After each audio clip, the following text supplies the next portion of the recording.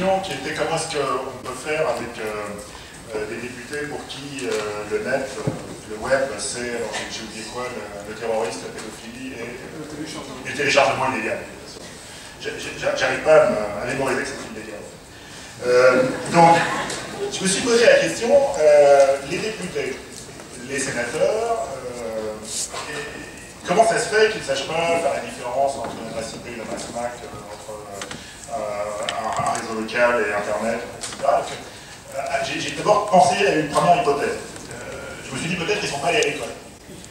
Alors après, je me suis renseigné, et en fait c'est faux.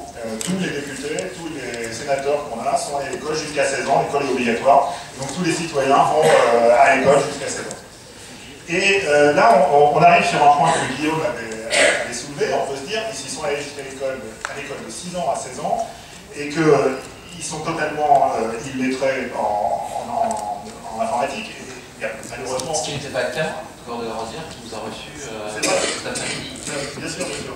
Je parle statistiquement. Mais malheureusement, c'est pas juste dans leur dire qui vote les lois. Mais c'est même heureux. Oui, c'est même heureux.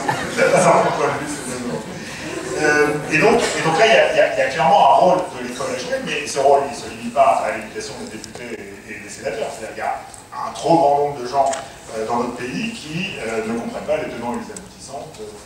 Alors, bizarrement, il semble que, et je le regrette et je le déplore, mais je suis tenu de le constater, je suis obligé de le constater, il semble que les terroristes, en revanche, maîtrisent très bien ces outils. Ils ont très bien compris comment ça marche. Ils arrivent à faire parler d'eux avec un petit geste, ils arrivent à ce que 7 milliards de gens qui soient au courant immédiatement de... J'étais dans un bar en janvier à Tokyo, et j'ai vu, il y avait la télé qui était allumée, et j'ai vu marqué « Nous sommes Charlie ». C'est génial quand même. Il y a des terroristes qui ont réussi à ce qu'en 24 heures, enfin 2 à Tokyo, moi ça fait des années que je fais des communiqués de presse, que la presse ne reprend jamais, et ils arrivent à ce que la presse mondiale, en 5 minutes, s'intéresse à eux. Voilà, moi, je ne leur tire pas mon chapeau sur le plan éthique, je ne partage pas beaucoup de leurs valeurs, je crois que je partage même très peu, mais en tout cas, sur le plan technique, chapeau, moi, je veux dire, il était beau pas mal. Bon. Et donc nos députés pourraient être tout aussi efficaces que les terroristes sur cette question, et les citoyens. Il n'y a pas que la représentation qui est importante. Et alors maintenant, Guillaume, vous voyez que j'avais passé sur sa provocation, mais pas du tout, c'est plus que je la gardais pour plus tard. Je suis d'accord avec Guillaume sur le fait qu'il est important de parler d'informatique, qu'il est important de parler des réseaux dans toutes les disciplines, parce qu'effectivement, il y a des problèmes de philo, il y a des problèmes d'histoire, il faut en parler partout. Par exemple, en philo, il y a une question importante qui a été beaucoup discutée au XVIIe et au XVIIIe siècle, qui est est-ce que nous sommes des machines? Et vous voyez que cette question, elle est un peu renouvelée depuis que les machines ne sont plus des systèmes avec des poulies et des corps, mais la notion de machine a évolué. Cette question même a évolué. C'est le type de question qu'on peut aborder en philo. Cependant, aborder les questions d'informatique en les saupoudrant dans les différentes disciplines et n'ayant pas une discipline informatique, qui est un choix spécifiquement français. Toutes les, je ne sais pas sur les 49 pays de l'Europe combien ont des problèmes d'informatique, mais il y en a en Hollande, il y en a au Royaume-Uni, il y en a en Allemagne, il y en a en Belgique, il y en a au Danemark, il y en a en Suède, etc.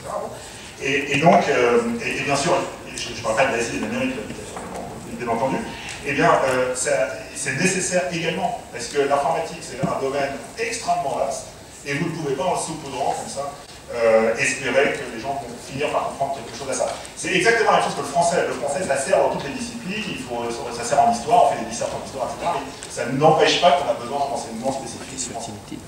Alors cela dit, votre question touche aussi un autre point, qui est le fait que ce sont les mêmes députés, ce sont les mêmes présidents, les mêmes premiers ministres, qui doivent prendre des décisions sur tout. Alors effectivement, c'est difficile. On leur demande d'être des experts militaires, d'être des experts diplomatiques, d'être des experts pour la justice, pour la santé, etc. Et là, on revient à cette idée d'institution un peu obsolète, un petit peu archaïque, où, comme on pouvait élire juste un seul représentant, eh bien, on élisait un député, un président, qui était spécialiste de tout, et qui était amené à apporter un avis sur toutes les questions. Et je crois que si l'informatique peut amener nos institutions dans une certaine forme d'évolution, je crois qu'un aspect de cette évolution, c'est un peu la spécialisation. Moi, je viens voter pour un un ministre de la Santé, mais dans ce cas-là, c'est vrai qu'il soit médecin, donc il va un peu réfléchir aux questions de santé d'abord. Et je veux bien voter pour des députés qui auront spécifiquement à se prononcer sur les lois liées à la santé. Et ça, c'est une manière de penser les institutions qui est nouvelle et qui devient possible. Et c'est peut-être dans cette direction qu'il faut aller. Et enfin, il y a un dernier point sur lequel, qui n'est pas lié à une question qui était liée au débat tel qu'il s'est déroulé jusqu'à maintenant, qui est quel est le but d'une consultation. Aujourd'hui, on fait des consultations, mais ça me rappelle un petit peu les états généraux sous la monarchie, c'est-à-dire on demande son avis au peuple, au clergé, à la noblesse, mais finalement c'est le roi qui reste, c'est le monarque qui finit par prendre la décision. C'est pas exactement passé comme ça, les derniers états généraux. Les derniers non, mais voilà, donc il faut prendre exemple sur la vie du 4 août plutôt que sur les états généraux plus anciens. Et je pense que tant qu'on dira aux citoyens, donnez-nous votre avis, ça nous intéresse, et ensuite c'est nous qui décidons, parce que nous sommes élus, ça ne pourra pas marcher. C'est-à-dire si on veut que les citoyens s'impliquent dans une participation à la vie de la démocratie, il faut leur dire, selon ce que vous direz, eh bien la décision sera telle ou telle.